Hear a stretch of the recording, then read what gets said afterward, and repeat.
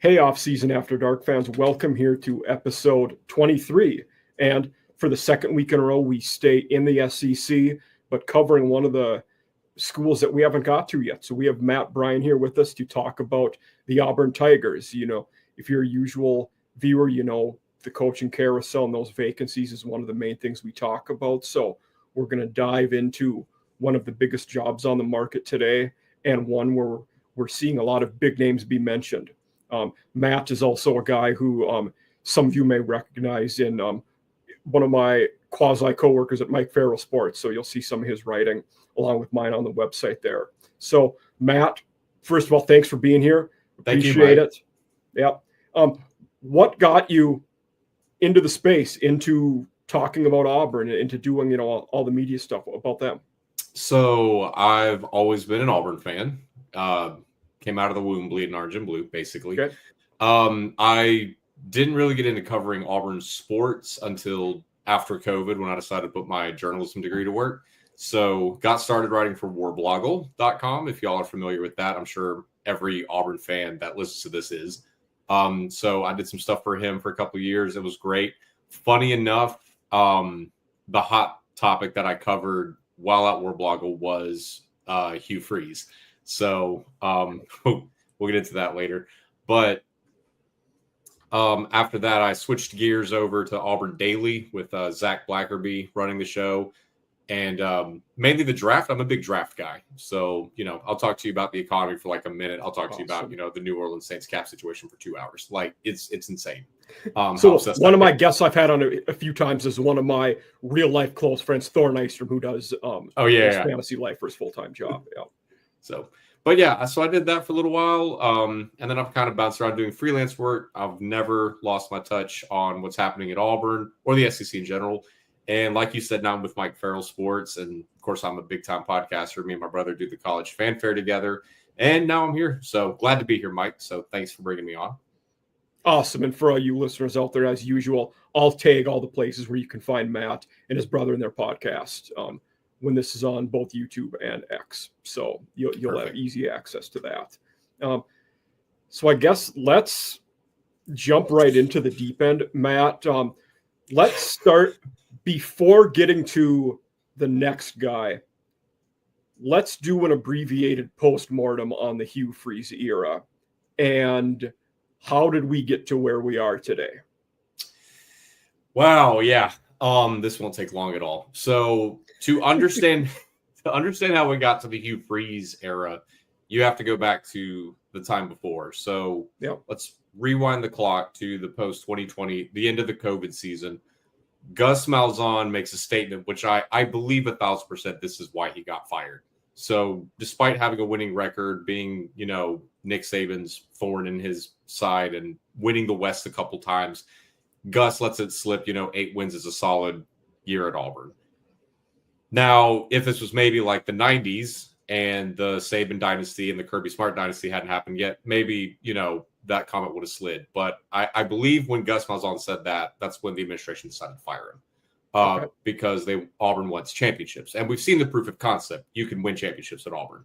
So they were going to settle for 8. They let Gus Malzahn go in the weirdest coaching search ever. I mean, they're just so bizarre. Yeah. The plan was to fire him, and that was it. Like, it just, Mike, I'm telling you, there was no clear indication which way the coaching search was going to go.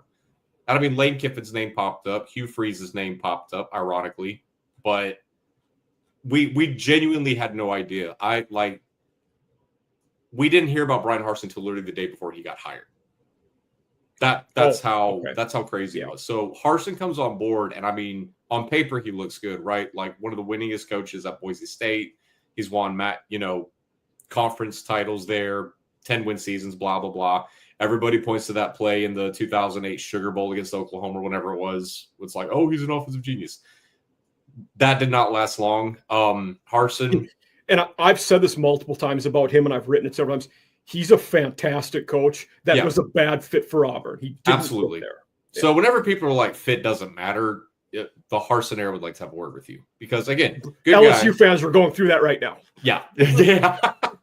Harsin and Kelly. Oh, man. What a tandem that would be. Harsin's offensive scheme, it could have translated, right? But he just did not care about recruiting the way you have to in the SEC because, these coaches live at the high schools.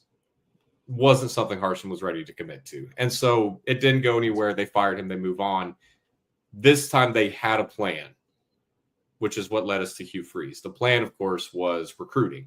I feel like John Cohen got in his head that, okay, last time we needed a vision. So what's the vision now? Recruiting is lacking. We're in the bottom 50s at the time. Let's go get an ace recruiter who can also run offense. So that's how we landed on Hugh Freeze. Now, I know for a fact Freeze was not the first choice. Everybody at Auburn wanted Lane Kiffin. They were throwing the bag at Lane Kiffin. And which, if recruiting was what you were going for, Lane Kiffin's fine, but he's more of a portal guy, right? I think they just love the idea of a recruiter who can get 10-win seasons consistently, right? So, of course, Lane takes the job, changes his mind, stays at Ole Miss. Hugh Freeze was the backup plan. But again, on paper, what's not to like? Ace recruiter. He had some good years at Ole Miss. He upset Arkansas and Brigham Young at Liberty that same year, right? And he was doing well at Liberty. They were on a heater his last couple of years there. Offense was clicking. Dude, Malik Willis turned into the 34th pick of the NFL draft. Auburn backup quarterback, ironically enough. On paper, it looks great. Hey, here's the Diet Coke version of Lane Kiffin who can recruit. So that's exactly what they got. They got the Diet Coke version of Lane Kiffin, so the offense wasn't that great, but he could recruit. I mean, Auburn didn't have a winning product any year he was there, and yet somehow he consistently had Auburn in the top 10 in recruiting. He could sell a light bulb to the Amish. It was amazing to watch, actually.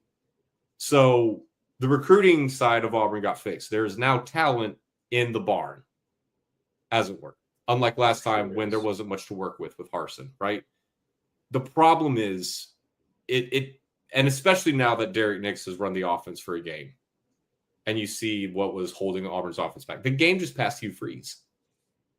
At the end of the day, that's just what I think happened. I even said this when I was podcasting with Reblogle, and they were like, well, what would be a negative thing for hiring Freeze? And I said, we might have seen the best of Hugh Freeze already. Those 10-win seasons at Ole Miss, that might have been it. And, unfortunately, it looks like that was.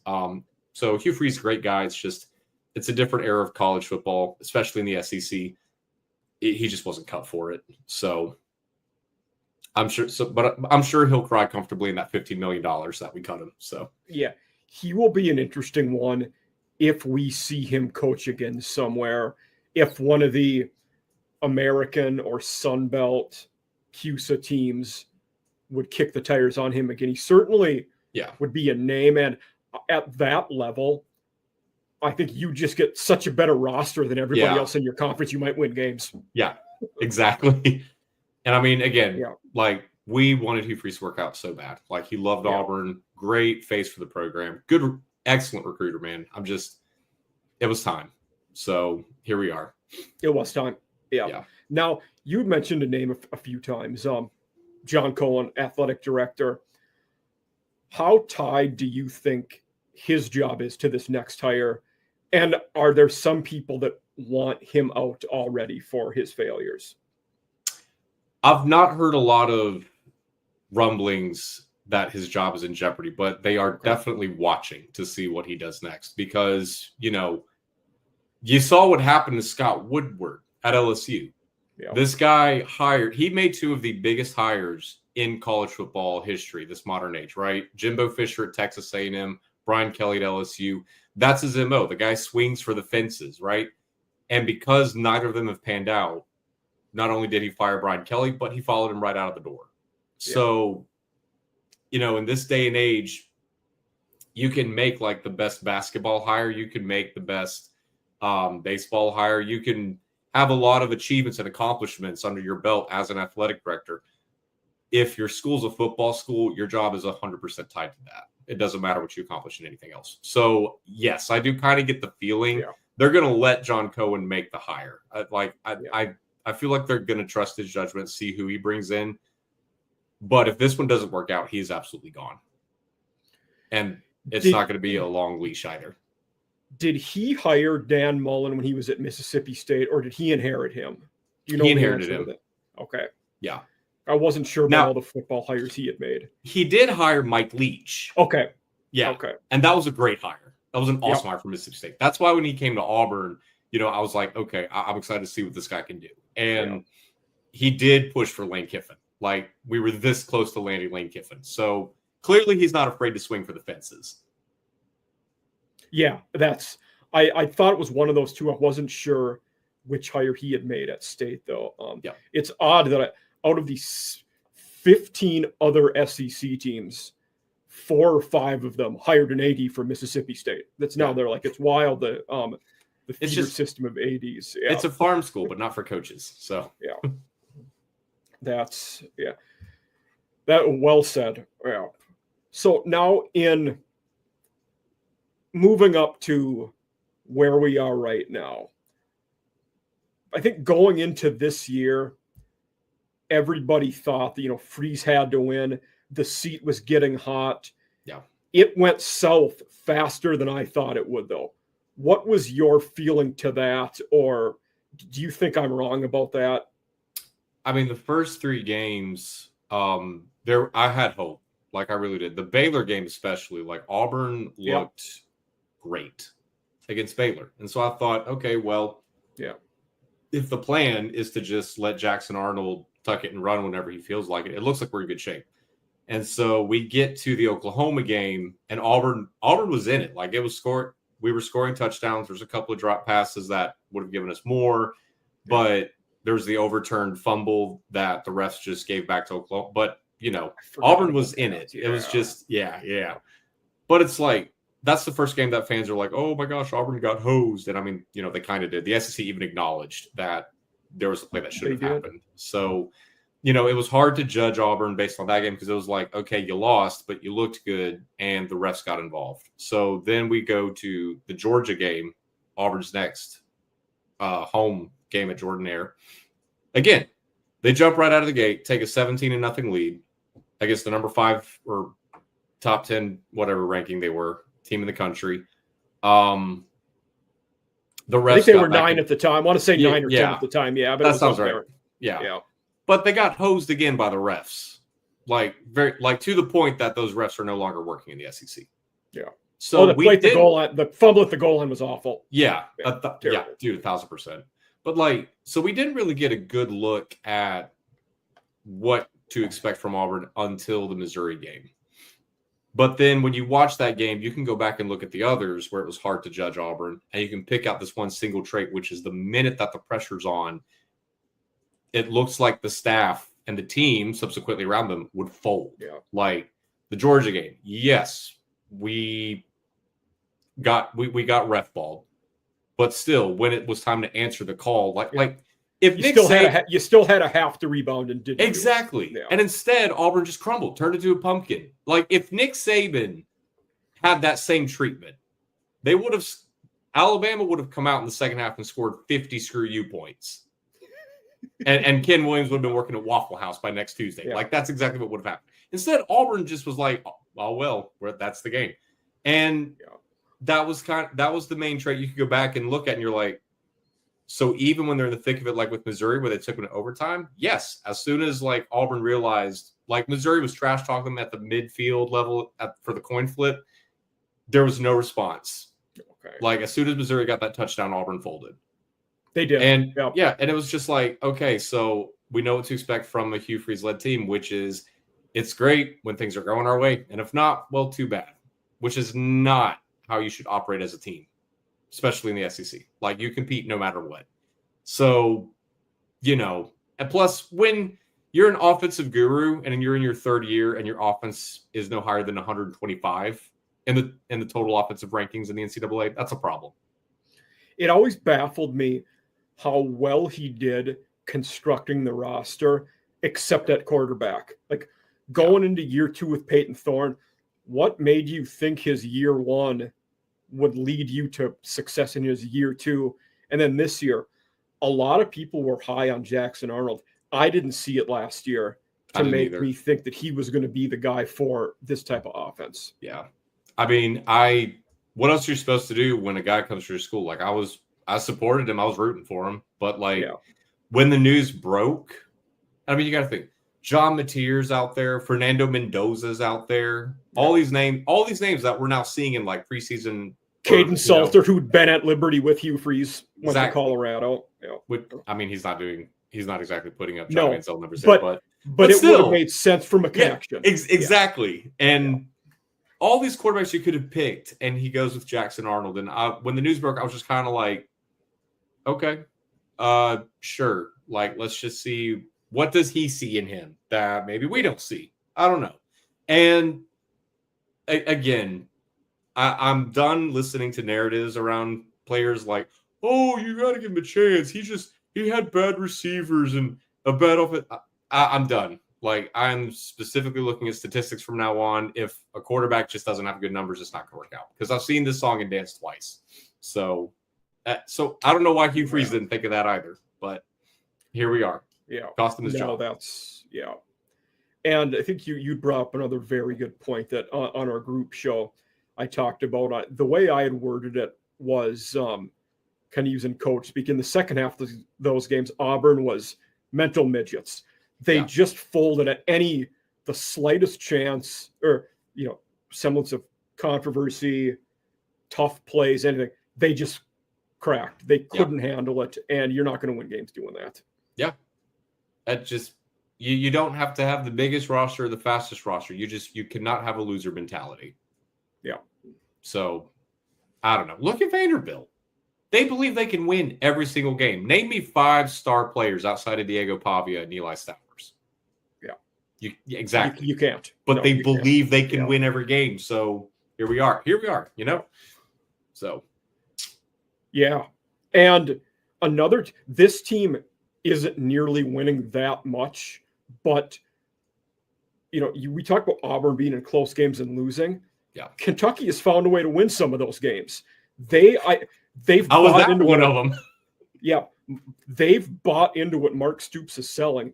Mm-hmm. And if he gets this team to 6 wins with the talent they have, that is impressive. Yeah. If you go to a bowl game and win 10 games with Lynn Bowden at QB, then go to a bowl game with Cutter Boley, I'm buying whatever you're selling. Yeah. Also, if Stoops does that. Yeah. All Kentucky fans that want Stoops fired, are you stupid? Yeah. He's the best coach you've ever had. Yeah. They were at the bottom tier of the power conference schools before that. I mean, they were what Vandy was the last decade up until Clarkley. That's where Kentucky was. Yeah. Love Stoops. Yeah. So, yeah, good coach. But let's move a little bit into, I guess, the good transition here, talking about the next Auburn candidate. Since we're on him this season, where do you see DJ Durkin fitting into this search? I will tell you, I mean, this isn't like a huge spoiler or anything, but like everybody I know down at Auburn, including the athletic director, staff, the boosters, everybody, they want DJ to get this job so bad. Oh, okay. Like they would love to be able to just rip the interim tag off of him, make him the full-time head coach, let him go get his own guys, his own staff, and just see what he can do with it. The problem is the Vanderbilt game was his best chance to make a statement. Wow. And the offense took off. Like he handed the keys to Derek Nix, got out of his way. And we, remember where Derek Nix came from, the Lane Kiffin tree. We saw a little bit of that Ole Miss offense. And suddenly it's like, oh my God, what has Hugh Freeze been doing this whole time? Like both Eric Singleton and Cam Coleman had over 100 yards. It was beautiful. We were right there. It was the best anybody had done against Vandy on offense this year. The problem is the second-year full-time defensive coordinator puts on another hat. It was like the defense took a step backward. It was 2014 all over again. We could score as much as we wanted. We couldn't stop a nosebleed. It was insane. Yeah. So back to the Gene Chizik years then. Exactly. Yeah. And they looked good in the first half. Like they were in Diego Pavia's backfield, great coverage. But then in the second half, there were adjustments that got Diego Pavia more on the outside that Auburn just wasn't prepared for. And it was like, did DJ even plan for this? Because it didn't look like he did. And it was like, So is this what we're going to get from Durkin if he's having to split duties as a coordinator and a head coach? So that really hurt his chances. Now, he's got 2 more, and I'll go ahead and tell you, if he wins the Iron Bowl, the job is basically his. Like, it's going to be very hard. I was going to ask that. Yeah, I was going to ask you that. It's going to be very hard to look at the guy that beats Bama and tell him to get lost. Like, apparently at Auburn, that's all you have to do to get the job. But everybody, the kids love DJ Durkin. The locker room has responded well. Like, you can see it all over Instagram and Twitter. They're posted memes, the little Dirk memes, or him with like the plate up. Like, they love playing for him. I mean, you kind of saw that energy on the field against Vanderbilt. Like, it felt like watching a Durkin-led defense on offense, just the way they responded to everything, and they looked prepared and tough. And it's like, okay, I would be okay with him getting the job, but he really shot himself in the foot against Vanderbilt. So now I have heard he is open to staying at Auburn. Just a rumor. It would depend on who the head coach is, of course. And I'm sure, like, if any head coach was worth his salt and could look at the product he's done, they'd be an idiot not to keep him. But I think the one interesting one there is John Summerall is going to be a name we talk about later on. Yeah. His right-hand man this whole time has been Greg Gasparotto. He's probably coming with his D coordinator, unless he gets the job at Tulane, which he would be a candidate for. Yeah. John Summerall's the one name where I'm like, okay, I don't like the chances of keeping Durkin if Summerall got it. No, I don't think there's a chance. Yeah, 1,000%. But like DJ right now, I'd say maybe if I had to put him in a tier of how likely it is, I'd say he's maybe 3rd out of top 3. So okay.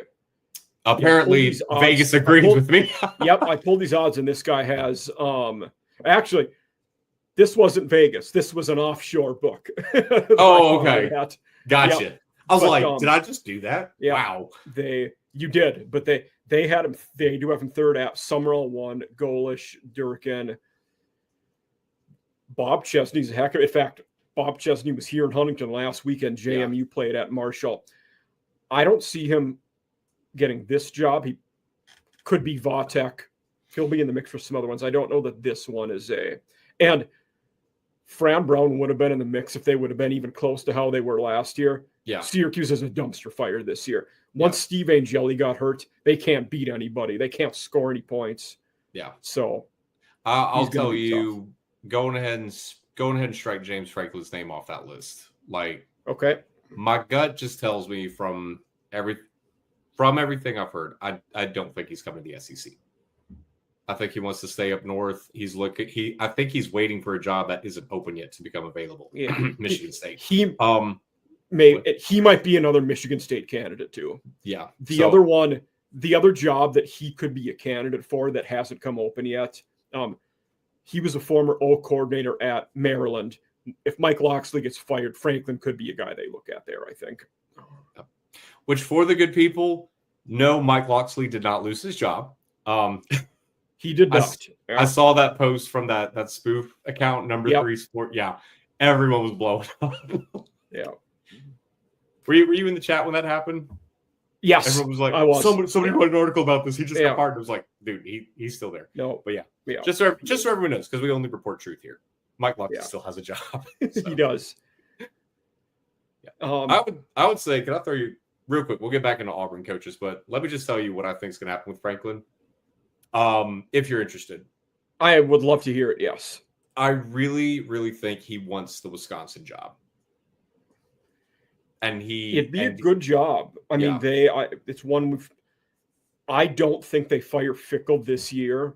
I don't think so either. But I think he is hoping that, and I mean, it could happen. The bottom just falls out in Madison, and he gets the call to be the Badgers head coach. So beating Washington was a big win for them last weekend. Yeah, for Fickle. Yeah, but everyone's saying Virginia Tech.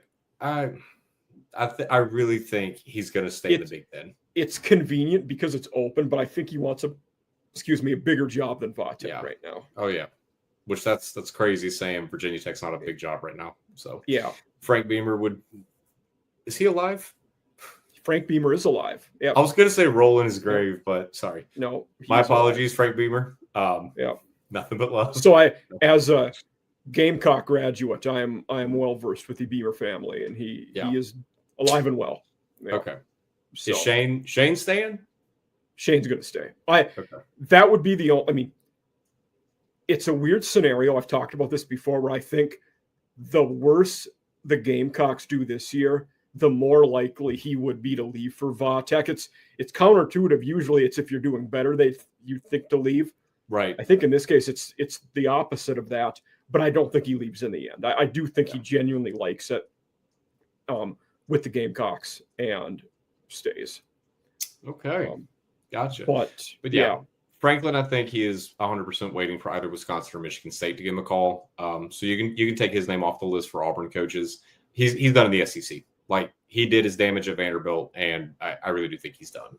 So yeah, Golish is an interesting one. We've heard his name for a lot of jobs. They started the season so hot.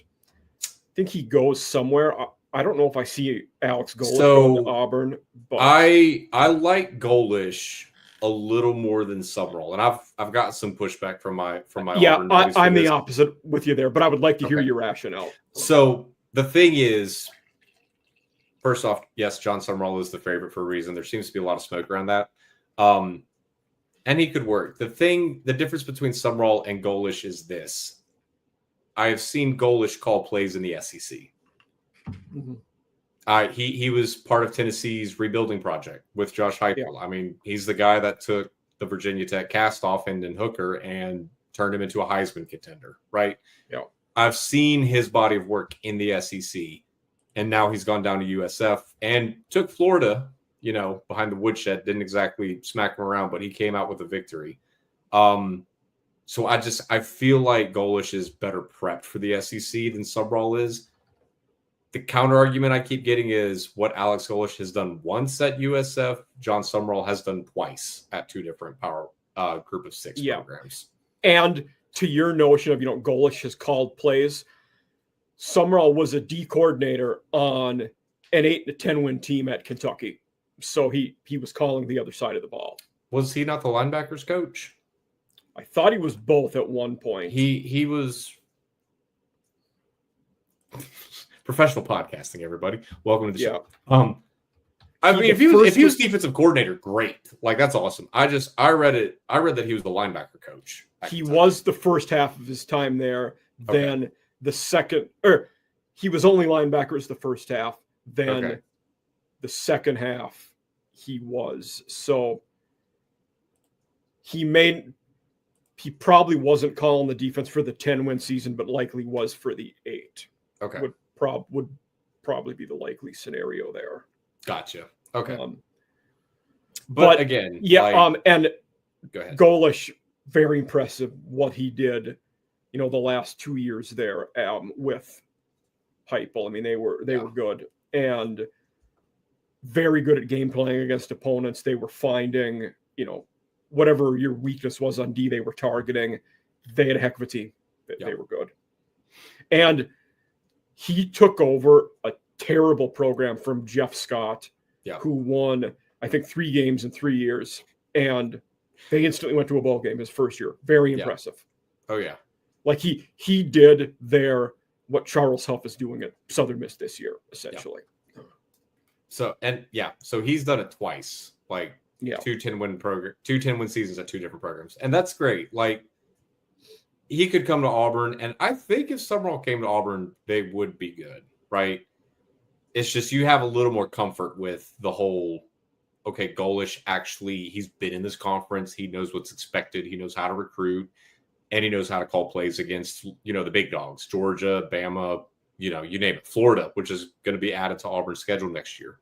But again, I don't. By the way, who are Auburn's 3 permanent opponents? So it's Bama and Georgia, which Auburn fans, I don't care how good Alabama and Georgia are, Auburn would have rioted if they lost one of those rivals. So, I mean, Alabama I knew would be one of them. Yeah. Georgia, can't stand the dogs, but it's the Deep South's oldest rivalry. Like, we were not going to let that go. Vanderbilt is what we were given because it was like, oh, well, they play 2 of the toughest teams. Let's give them Vandy. Yeah. Well, now Vandy looks, great. So thank you, Greg Sankey, for that. Yeah. Whatever. Gamecocks have Georgia, Florida, Kentucky for their 3. Okay, see, you got the same treatment. So you got the team that would have been, nice to have 5 years ago. Basically. But yeah, so looking at some other names we're hearing, Kenny Dillingham has took Arizona State to the playoffs last year. That's done a fantastic job. He's at his alma mater. He says he's staying. Do you believe him? No. Okay. No. Listen, don't make me tap the sign that has the Nick Saban quote, "I'm not going to be the next head coach at Alabama." Okay. Money talks. And I get it that Arizona State is, that's his backyard. And, he's done some good things there and all that. But it's like, if you're a coach that wants to be among the best and truly contend for championships, well, what conference has won the most championships? It's the SEC. And what school is there that you have connections to, because you were an offensive coordinator there, has a war chest in name, image, likeness money to just hand out, and some of the best facilities in the country? Well, it's Auburn. And so, I really do think, if he has an okay season with Arizona State, and if Auburn just makes him an offer he cannot refuse, he's gone. Okay. And honestly, that's the hire I like the most, because I think you'd be fortunate to have him. Yeah. He would be good. Because we haven't really had good quarterback play since he left. Bo Nix's freshman season at Auburn was the only good season Bo Nix had. And then what did Bo Nix do when he transferred? He goes to Oregon. Well, who was the coordinator there, Mike? Yeah. Kenny Dillingham. Sure. And what happens? Bo Nix was a Heisman contender. So, plus, I feel like Kenny would keep DJ in a heartbeat. So certainly might. Yeah. Yeah. And that would be another situation there where his D coordinator, Brian Ward, would be a candidate to succeed him at Arizona State potentially. Yeah. And I feel like that's how he would want it. He would tell him, "Hey, I'm going to keep DJ, stay here, and keep doing what we've done." I feel like that's a situation everyone would win. Do I feel like that's most likely? Well, no, it's Auburn. The likely candidate is hardly ever, or the candidate you want is hardly the one you get. Yeah. So, but yeah, that would be my dream hire. Kenny Dillingham keeps DJ Durkin. There you go. 2 other guys that I want to dive into, like we did with him. Another former Auburn assistant. I've been a big Eli Drinkwitz fan for years. I think he would be a good hire for you guys. Again, I don't know if he leaves. He's also right now the betting favorite at Penn State to get that job. Yeah. So how would you feel about Durkin? What do you think the viability there would be? I'll be again, nothing against Drinkwitz. He's a fun guy. Good guy. It's just Auburn is stuck in this cycle because there's a good old boys mentality. We hire guys that we know who know guys who have been to Auburn. That's how we went from Gene Chizik to Gus Malzahn, Harsin excluded, to Hugh Freeze. There was always a connection there. Drinkwitz would just come from that same tree. And it's if you have cut 3 different branches off that tree and couldn't get a fire going, what makes you think the 4th one's going to do anything different? And I mean, you look at Drink and what he's done at Missouri. Great coach at Missouri. Fantastic. Phenomenal. And was great at App State before that. Won 12 games his only year there. Agreed. It's just with his current situation. And I'll say the same thing about Clark Lee and Jeff Brom and Brent Key, who are coaching at their alma maters. Some coaches only work at the program that they're at just because of the program, the culture, Drink just feels like he only works at Missouri. Why is Dillingham different from Drink in that respect? Because Dillingham, first of all, he's not cut from that Southern, you have to have had a major job here. He was offensive coordinator at Auburn for 1 year. He was. And that was it. Drink's been all over the South. Secondly, Kenny is kind of he's a younger guy, so he's got more energy. And there's 2 different mentalities that I see on the screen when I watch them. So Drink recently came out and said, we got to get out of this mentality that it's, I don't know what he sounds like, where he's we got to get out of this mentality. He says playoff or bust. first of all, that's the kind of statement that got Gus fired. Yeah. 8 wins is a solid season. Get out. No. Meanwhile, Kenny's over here going, we expect to compete for championships. He takes blame for every single loss. I see a winner with Kenny Dillingham. Yeah. Whereas with Eli Drinkwitz, it would be the same thing of oh, well, hey, we had a good season. And again, that's fine for Missouri. That's why he works at Missouri. But that's the same reasons that he gets kept at Missouri are the same reasons that we fired Gus. And so if he got the job, it would be the most underwhelming hire ever. I will be greatly disappointed. There would not be enough whiskey in the world to comfort me. And I don't know that I'd be disappointed if I was you. To me, he would bring stability and consistency, which you've lacked for some time now. I get nobody wants to hear, you want to shoot for the stars. And the things he said, especially this recent one with, it's not playoffs or bust, definitely puts a dent in that. Well, I think he'd be a decent hire. I'll be honest with you. I think that quote alone cost him a shot at the Auburn job. Maybe. I feel like Cohen heard that and said, all right. So, but yeah, again, great coach. It's just he's right, by the way, but nobody wants to hear that. Nobody unless you're Big Ten wants to hear you say that. Right. Yeah. We want to be in the playoffs every year. We want to win 10 games and get a home game in that first playoff round. But in the back of your head, if you won 9 games and looked fine, you'd be like, we want to see it. But it's you don't say that out loud. Eli, you don't say that out loud. Yeah. So you had mentioned the next guy in that train of thought that I wanted to talk about. The third one, Brent Key, another name we're hearing a little. He's at his alma mater, Georgia Tech. Again, took over a terrible situation. He's won games there. I think there's a good chance he leaves. I don't know that it's for Auburn though at this time. I disagree with both statements. Okay. Let me just kind of explain to you what I mean by this. So I said certain coaches only work at certain programs. Clark Lee, Jeff Brom, and Brent Key, you've got to remember these guys are coaching their alma maters. They are home. And Jeff Brom's the exception there, I think. He was a Louisville quarterback, wasn't he? But he took Purdue to a conference title game, so he worked elsewhere. Well, yes. But now he's at Louisville, leading them to ACC title games and stuff. And I mean, that's the dream if you're a coach, right? It's called the Spurrier dream. Go to your alma mater, lead them to a championship. All 3 of them, I think, are happy with where they're at. But I have this. It's just a theory, Mike. But great coaches. But when you take them out of that aspect of it's where they're from, it's where mama calls them home, I feel like there's a level of intensity and passion that just kind of fades. And the guy that I would point to as an example is Scott Frost. Now, I know Nebraska was his alma mater, but UCF is where he cut his chops. And the second he got to Nebraska, it just didn't work because for whatever reason, it wasn't. He didn't feel the same way. Another great example, talking about Big 12 guys going home, Rich Rod was a great example of that. A West Virginia guy who didn't do well at Michigan, actually did all right at Arizona, but failed at Michigan his next job and is now back at West Virginia. So, again, they're great coaches. It's just I feel like if you took Clark Lee and put him at LSU, it wouldn't be the same thing.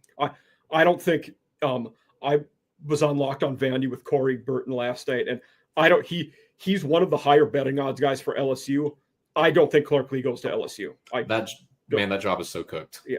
Out of Lee, Brom, and Key, I think I brought up Key because he's mentioned for these jobs, and I view him as the most likely to leave of the 3. Not saying he does leave, but I think he's the most likely of those 3 to take a different job. Largely because Tech doesn't have a lot of resources.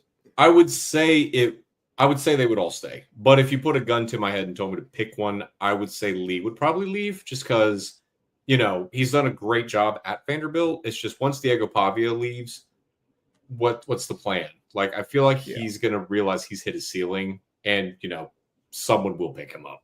Come on.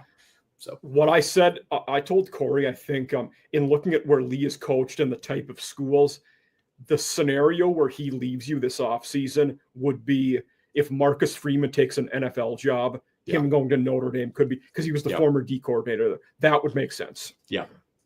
1,000%. So, yeah.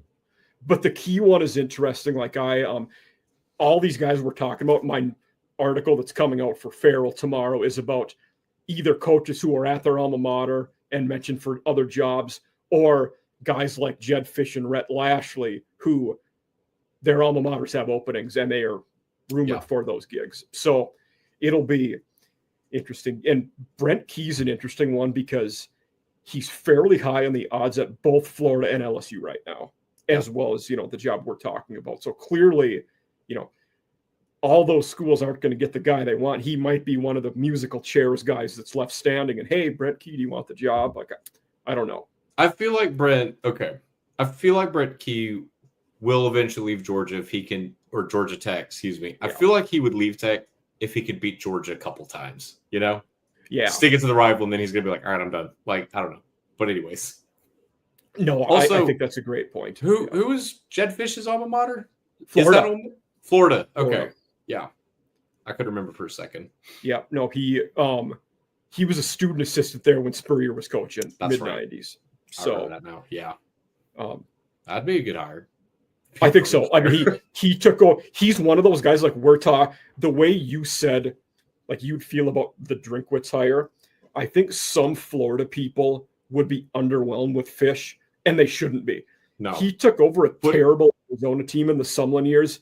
They had won a 1-win team. His third year, they won 10 games. Yeah. That was really good. Football guy, 1,000%. Yeah. So he'll be an interesting name to come up with, I think. So one more activity we'll do to end our coaching talk here. If we're looking at the 4 openings in the SEC, right? If you were picking right now, who do you think gets the Auburn job? I'd probably lean Sumrall. No, if I had to put money down on it, I would put a bet on Sumrall. Okay. But I would also follow that up with a bet on Dillingham. Fair. Okay. Because again, I'm not going to say too much, but just keep an eye on that one. Just keep an eye on that one. Absolutely. So now LSU. I think that's the toughest one to peg at this point. It is so because much going on there. LSU, as soon as they fired Brian Kelly, that job became the number 1 job in America. Yes. I mean, we can debate, like, we could rank schools and all that, but I mean, you look at facilities, money, history, and stuff. The list goes like LSU, Auburn, Penn State, Florida, but LSU's always at like the top of everybody's list, right? Yeah. Until recently. Yes. And because you fire Brian Kelly, the governor of Louisiana steps in and fires the athletic director. When has that happened before? Yeah. Like, so your job isn't just decided by the school, apparently. Your job is decided by the state. So they have no athletic director. They ripped the interim tag off of the guy who's running it, right? But now Brian Kelly is coming back with his lawyers saying that LSU's trying to fire him for cause, and the cause is they hated him, and LSU. So now there's like this fight going on between the two, and now there's a question of, okay, so the state can fire me, and I might not get my full buyout if I suck there.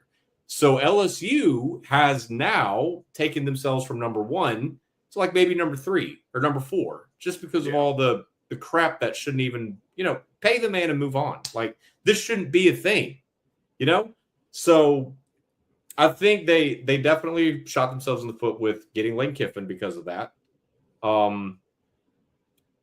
Which we'll get to him in a second, but we will. Yeah. If they swung in apparently, I don't know if you've heard the same thing. They swung and they missed on Marcus Freeman. I did hear that. I don't know how credible it was, but I did hear it. Yes. The fact that those reports came out while Woodward was the athletic director, it makes me believe them just because that sounds like something he would do. I didn't know the timeline, so that does jive a lot more. Yeah. Yeah. So I don't know. He said, she said, but for the LSU job,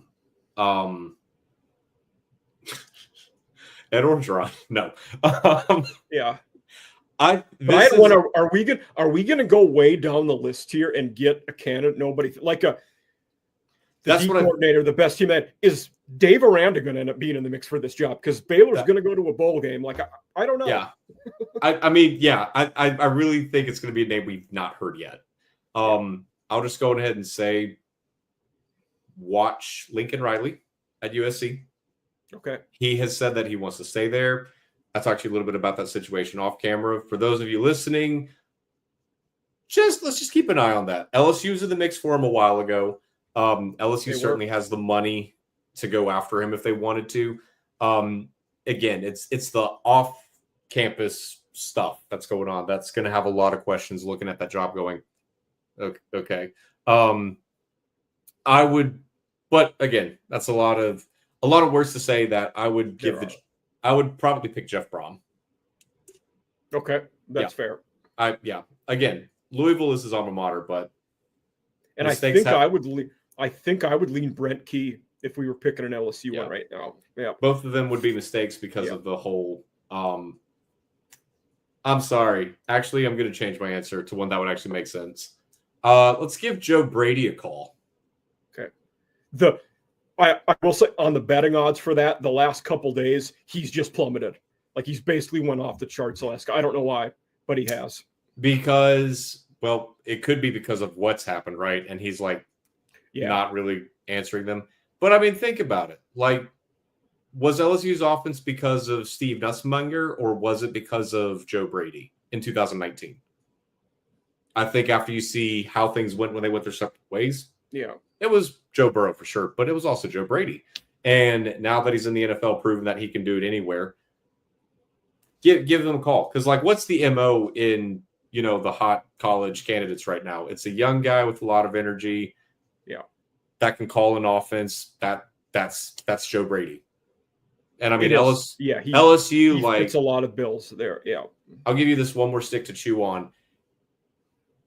If you're LSU, you've got to you just fired Scott Woodward. So or Woodward, excuse me. Yeah. You've got to get out of the mindset of home run hire because we've seen that happen twice. We've seen it happen multiple times. It's just not worked out. Just go get the guy that's the best candidate for the job at your program. And Joe Brady would be one of my first phone calls. He would be a good candidate there. Yes. Yeah. So, Yeah. So I'm going to say Joe Brady for LSU. Okay. That's who I would get. Would be the next one in the conference. I said Fish. I think he ends up there. Lane Kiffin. Okay. He loves Florida. He's there all the time on vacation. He cut his chops at Florida Atlantic University to kind of rehab his image post Nick Saban. He did. Not that he needed to rehab it post Nick Saban. That's why he joined Nick Saban's staff, right? But he wanted to prove he could be a head coach again, right? So I really do. I think Kiffin to LSU was a thing until all the recent drama with Kelly's contract and whatnot happened. So now I think he is looking at Florida. He would be foolish not to at least get a raise out of it and, see how that's going to go. Yeah. But it's I tell you, Mike, just look at all the top coaches that have been mentioned. Kurt Signetti. Darn it. I'm blanking. Shoot. Who's the point I'm trying to make is all these, Kurt Signetti being the biggest one, right? Yeah. All these coaches have gotten major Brett Lashley, that was the other one. They have gotten extensions from their school because their names immediately popped up the moment. Matt Rule when he was mentioned for Penn State. That was the other one. Thank you. Yeah. All these coaches got raises and extensions the minute their names pop up, right? Lane Kiffin hasn't signed one. Yeah. And Ole Miss is smarter than that. They're not just going to sit on it. The minute that Florida, LSU, now Auburn, all these SEC schools became open, they've got a check sitting on his desk, but he's not signed it. So what does that tell you? Is he being dramatic like he has been the last couple of years, or is there actual interest in the Florida job? He's just waiting the season out at Ole Miss because he wants to leave on a high note. And I think it's the latter. Yeah. So, I mean, he would be a home run, I think, for anybody. Yeah. Any of these teams looking, and Rhett Lashley was one. Arkansas is the opening. It seems like everybody's forgotten about it because it happened so long ago. Yeah. Lashley was the obvious candidate. An alumni there, took SMU to the playoffs last year. I don't think he's leaving SMU anymore, though. I don't either. I think Arkansas's best. I'm going to catch a lot of heat for this, and I already have, but I don't care. I still think this is the best option for them. Just give Petrino the keys again. Like, what I have seen from Bobby Petrino from his journey from University of Las Vegas, Nevada to Texas A&M to Arkansas, he can still coach. The offense looks great. He can still call a good offense. And I mean, if you're Arkansas, when was the last time you were relevant? It's when Bobby Petrino was there. So, hey, what's going to hurt you? A nice little 3-year prove-it deal or something like that. Like, give him the keys, see what he can do. Let him get his own staff, get his guys in the building. Taylor Green's going to be back. So, I really think Bobby Petrino getting the job back again. And if he had any stones on him, he would walk into that press conference with the neck brace on, right? That'd be great. Yeah. But I think Bobby Petrino would be like the best choice for Arkansas at this point. Because I agree with you, Mike. It was Rhett Lashley. Now that he's signed the extension, I don't think he's leaving SMU. Yeah. So it's got to be Petrino. Yeah, I would like that for them. Zero problems with that. I think 2 names to watch there will be Ryan Silverfield at Memphis and Eric Morris at North Texas. Will both be guys we might see in the mix there. But I've heard both. I've heard Silverfield more than Morris. So I feel like if they didn't go with Petrino or Lashley, it would be him. So yeah, I think that would be fair. Which surprisingly, I don't see either their names in Auburn's feeds a lot, which is kind of shocking. I like both. It is kind of, yeah. Yep. And then another SEC, some related ones. So you said you think Kiffin leaves. I think Drinkwitz might go to Penn State. Yep. If openings would then be created, what do you think Ole Miss does if that happens? I think if you're Ole Miss, which I'll just go in and call the shot now, like if Kiffin doesn't leave for Florida, he'll leave for somebody else. Otherwise, he would have signed the extension. So if you're Ole Miss, your first phone call is Jetfish. That would be a decent one. Yeah. Because the trend with Jetfish is keep the train rolling. He goes to Washington after Kalen DeBoer leaves, picks up what's there, and now Washington's doing good. It'd be the same song and dance at Ole Miss. Like, hey, Lane Kiffin's established a new culture. He's got a new mindset down here. He's recruited really well. Just keep that train going. No problem. I've done it before at Washington, a major program. Jetfish is the first phone call I'm making if I'm Ole Miss. And I mean, come on. Ole Miss versus Washington. Where do you want to coach? So, especially if he's an SEC guy, like you said. Yeah. And I said Washington's a great job. That might be a job he would take, though. Yeah. I do wonder at Ole Miss, I don't know if they'd be ready to do it. I wonder if Pete Golding would be in the mix for that job. I had the same thought. It's interesting. Yeah. It's like, I don't know. Would you rather be head coach at Ole Miss or defensive coordinator at Florida? With a guy that can win games, right? So that would be interesting, though. Pete Golding takes over. But I think Jetfish is the first phone call. I no problems with that. That would be a solid one. And they would be another one being in state. Mm-hmm. Charles Huff could be an Ole Miss candidate too for how well he's doing at Southern Miss. Former Saban assistant. He would be a guy that maybe. And then a very interesting one for me would be if Drinkwitz leaves. I don't know what Mizzou does because there's not a jump out. Maybe more your old coordinator, but I'll give you 2. Oh wow, I didn't know I could do that. I just made balloons pop up on the screen. Wow. I'll give you 2. I'll give you 2 names. Could be. It actually might be because it's my birthday. Happy birthday, Mike. So yeah. No, I'll give you 2 names right now for Missouri. For Missouri if that happens. You ready? Yep. Phone call number 1. I am ringing up Brian Hartline, offensive coordinator for Ohio State. I hate him for Penn State. I actually like that for Mizzou. Yeah. Exactly, because hey, you know what? Yeah. You have proven you can run a good offense. He could recruit like nobody's business. I mean, just look at the NFL draft the past few years. Marvin Harrison Jr., Jackson Smith and Jigba, Chris Olave, Garrett Wilson, all these first-round guys. That was Brian Hartline. So he knows how to get talent in the building. He knows how to develop that talent once it's in the building. It's just he has been stuck at Ohio State for the longest time, and I think part of it is because he's just been waiting for the right opportunity. Yeah. If Penn State gave him a call. I think I see a little Brent Venables in him. He's waiting for the right job out there. Exactly. Yeah. And Missouri would be perfect because it's like, hey, Luther Burden III came through here, so you know you can attract talent here. You're in the best conference in America, so come cut your chops here. But it's not like you're coaching at Georgia or Bama where it's 10 wins or busts. Like, come get your feet wet, see what you can do, recruit. Yeah. Put some talent. You know, I think it would just be perfect. And if you kick ass here in 5 years, you can replace Ryan Day back there. Exactly. We had the same exact thought. Yeah. I do have one. You said you had two names. Yeah. Go ahead with yours. Go ahead. Alex Golish. Golish would be a Mizzou guy, I think. Yeah. That's not who I was going to say, but I don't disagree with that. Like, I like that. Because again, SEC play calling experience, offensive minded guy. The name I was going to go, which it's kind of the same reason as Golish, but let's see if Dan Mullen's ready to get back in the SEC. Yep, I like that. That's a good one. Just give him a call. Just see how that conversation goes. So I feel like him and Missouri would be a good fit. That would be a good one. I didn't think of him. He would be solid. Yeah. Everybody forgets he's coaching again, and it's. I think it's because it's not like, a major program. It's like, oh, hey, who's the coach at Las Vegas? Oh, Dan Mullen. He's another guy. He has stayed high in the odds for the Virginia Tech job the whole way through. And if you're them, if you could get him, I would like that hire. Oh, yeah. Florida should have never fired him. Yeah. Like, they jumped the gun way too quick. So, yeah. So, we'll move into our end segment here. The few questions I always ask. Yeah. This one in the SEC is actually tough now. Which coach is on the hottest seat?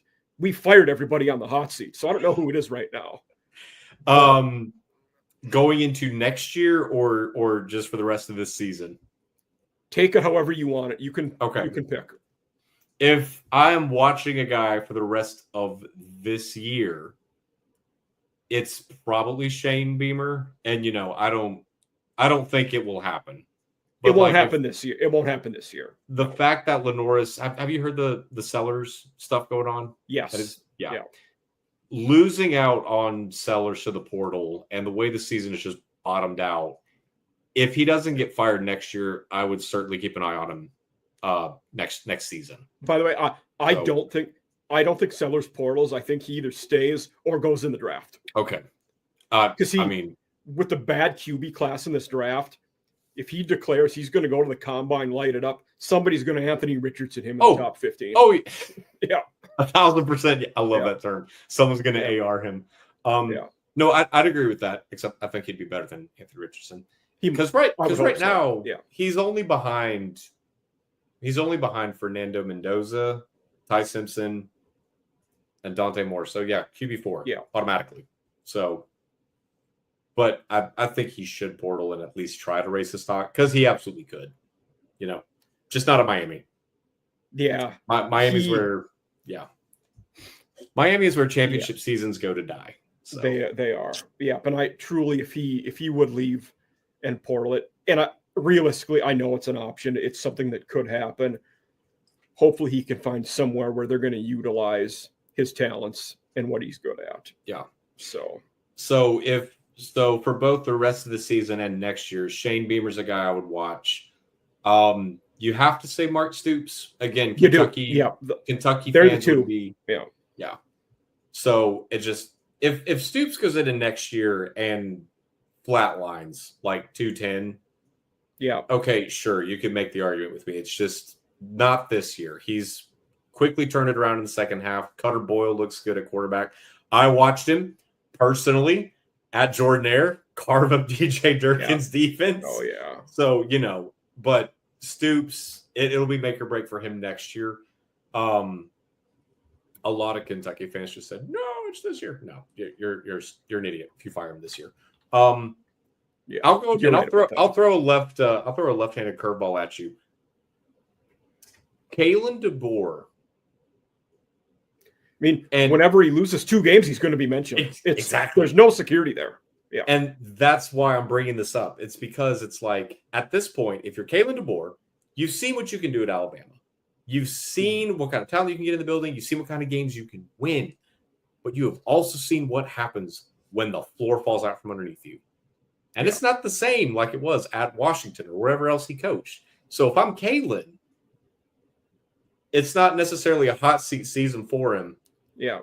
But next year, especially if Bama doesn't win it all this year, next year is a season to keep an eye on in Tuscaloosa, because is that a year where he goes 10-2, fans freak out, and he says, okay, I'm done. I love you guys. I appreciate replacing the legend, but my family, we're Midwesterners, so I'm taking the job at Wisconsin. I'll see you later. Yeah. So I'm just saying. Yeah. So. Now, if you want to go outside the SEC, Dabo Swinney, 1,000%. I don't know if I agree with it. I think he has a pretty long leash. Not that it couldn't happen. I don't know that I put him that high, though. I disagree. I mean, the 2 championships is great, right? But that was 7 years ago? Yeah. And he's refused to use the portal. And he came at this dude. From a statistical standpoint, this was one of the best Clemson teams he's ever had. Yes. 84% of the talent on the roster came back from last season and started last season. Led by Cade Klubnik, who, if he went to the draft, easily quarterback 4 or 5 off the board. He's not even getting... I will learn a lot about Dabo based on what they do quarterback-wise going into next year. Yeah. I don't think that Vizina dude is going to be the next guy. Will you go in the portal and get one of the best guys out there? He has to. And if I had to put money on that happening, I'm keeping my change. I know. I don't know what I would bet on it. It's make or break for Dabo next year, man. So yeah. But yeah. Those are the next question I ask. Yeah. After the hot seat one, it's what coach in the SEC do you think is the most likely to vault to a blue blood job? I feel like it's going to be Lane Kiffin, but yeah. Well, yeah. Ole Miss fans will tell you that Ole Miss is a blue blood job. They are not. Yeah. So you said Kiffin. You also said Drinkwitz earlier, which again, both could be. Both could be, and I feel like Drinkwitz would be making a mistake if he left Missouri, but I could see it happening. Clark Lee, again, I could see it happening, but I think he should stay at Vanderbilt. That is a great question, my guy. Let me tell you this. It is. Would you consider the NFL a blue blood job? You can count the NFL. Yes, nobody's asked that, and I love that you asked that question. Okay, let's watch Steve Sarkisian go what he decides to do in the offseason. Okay. I'd be fascinated to see who Texas would hire if Sark would leave too, by the way. Nick Saban. God. I'm dead serious, bro. I am dead serious. They tried it once. They tried it. Do you remember this back in 2014, 15? Yes, I do remember years ago. It was when was it before Charlie Strong or the one before that? It was after Charlie Strong. Okay. So Tom Herman used to be the Lane Kiffin of the 2010s, boys and girls. But so they were looking at Tom Herman. I don't know how credible this report is, but it came from a guy who's covered the SEC a lot. He's covered college football a lot. Okay. Someone said that Texas offered Nick Saban $25 million. Oh, God. Yeah. And Saban said Strong got the job there in 2014, so that would have been that same cycle. Yeah. So and Saban said no, and rightfully so, right? Yeah. But again, no idea if that's true or not, but that's just what I heard from someone. And I was like, oh my God. Yeah. That would be a job. If Lane Kiffin is still at Ole Miss, he's taking that job. He's taking the Texas job. 1,000%. So no, I'd keep an eye on Sark, because it looks like he's got it made at Texas. He's done his job. He's resurrected the program. I feel like, because you got to remember, he's got experience on both sides now. He's been in college and he's been in the NFL. Mm-hmm. And in today's day and age of college football, you see a lot of these coaches look over at Sundays where there's not a heavy demand for recruiting all the time. There's not this huge demand to be the face of the program all the time. And there's reasonable expectations within certain parameters, right? Your roster's half its size at 55, not So there's not a whole lot to handle. You know, they're grown adults. Well, unless you know, it's the Steelers. But you know, I feel like Sark gives me that Cliff Kingsbury energy where he's been to the other side and he's been like, dude, the NFL is where it's at, right? So he just took the Texas job because, you know, it's Texas, right? Yeah. So it wouldn't shock me if we see in the next couple of years that Texas has a job opening because Steve left for the Titans or somebody. So yeah, I wouldn't hate that for him. It would make sense, and I think he'd be a decent hire for an NFL team too, or the Dolphins if they move on from Mike McDaniel. Yeah. So, what teams from the SEC are going to play for the conference title? All of them. Have you seen the rosters, bro? I have. Yeah. Give me a Texas A&M Alabama matchup tomorrow. I agree with you. I concur that I think that will also be the matchup. Now, this one gets a little tougher. What SEC teams do you think make the playoff? So let's just assume Texas A&M and Bama play, and I think if they did, Bama would win it. So give me Alabama and Texas A&M to make it by default for the championship game appearance. I like Georgia's resume, so they would probably get in just because, you know, you only lost to Bama by a touchdown, so they would get in pretty easily. And everyone's saying like, they're going to get 6 teams in. I don't really think so. The playoffs not going to want to be 5. Yeah, they're not going to want to show that much bias. So give me Ole Miss occupying a spot. Maybe at like 11 or 12 or something like that.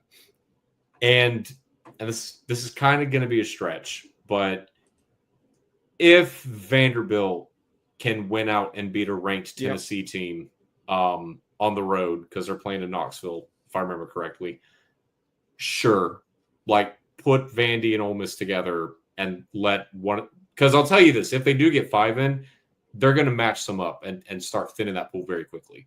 I think so. That's fair. Yeah. So give me an Ole Miss Vanderbilt home game for the Rebels. I like it. In this scenario. So no, that's fair. But Matt, we've reached our conclusion here. So want to thank you for being here. Had a fantastic time talking about Auburn and all the other coaching vacancies. Everybody, you can find him at the Barning Man, and you'll see on the bottom of the screen there, and I'll of course tag that in our posts. But Matt, thanks for being here. Yes, sir, Mike. Thank you for having me on. It's been a pleasure.